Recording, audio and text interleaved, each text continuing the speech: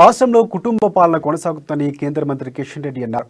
దొంగే దొంగ అన్నట్లుగా టీఆర్ఎస్ వ్యవహరిస్తుందన్నారు. నగరంలో బీజేపీ రాష్ట్ర స్థాయి శిక్షణ తరగతులు జరుగుతున్నాయి.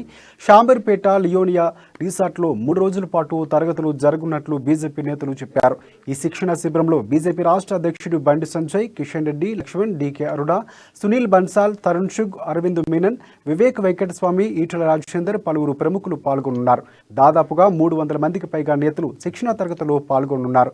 రాష్ట్రంలో తాజా రాజకీయ పరిస్థితులపై చర్చించారు. పార్టీ సిద్ధాంతాలపై నాయకులకు అవగాహన కల్పించనున్నారు.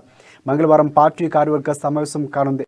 టీఆర్ఎస్ను ఎదుర్కొనే అంశంపై కార్యాచరణ రూపొందించి తీర్మానం చేరినట్లు సమాచారం.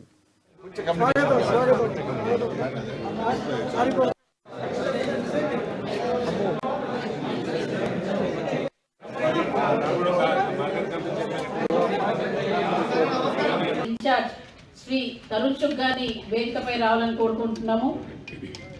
మరొక వేదికపై రావాలని కోరుకుంటున్నాము. మాజీ ఎంపీ నాయకత్వం కావాలి, అందులో వేరే డౌట్ లేదు. ప్రజలకు ఇతను పోరాటం చేస్తున్నాడు అనేటువంటి విశ్వాసం కల్పించాలి, అందులో వేరే అనుమానం ఉండకూడదు.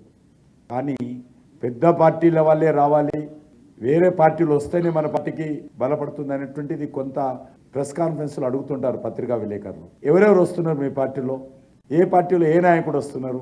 నేను పదే పదే చెప్తా ఉంటాను, ఏ పార్టీల నుంచి మన పార్టీకి నాయకులు మాత్రమే రావాలి కాదు. ఈరోజు సమాజంలో ఏ పార్టీకి సంబంధం లేనటువంటి 95% యూత్ ఈరోజు సమాజంలో ఉన్నారు. 95% ప్రజలు ఈరోజు సమాజంలో ఉన్నారు. ప్రత్యామ్నాయం కావాలనుకుంటే, ఉన్నటువంటి పార్టీ పోవాలనుకుంటే, ఏ పార్టీ అయితే విశ్వాసం కల్పిస్తుందో ఆ పార్టీ ద్వారా నాయకత్వాన్ని తీసుకొస్తారు. 3 दिवसीय ट्रेनिंग कैंप यहाँ हैदराबाद शुरू हो रहा है। ये ट्रेनिंग कैंप में भारतीय जनता पार्टी तेलंगाना के सभी ज्येष्ठ वरिष्ठ नेता, सांसद, विधायक, जिलों के अध्यक्ष सब शामिल हो रहे हैं।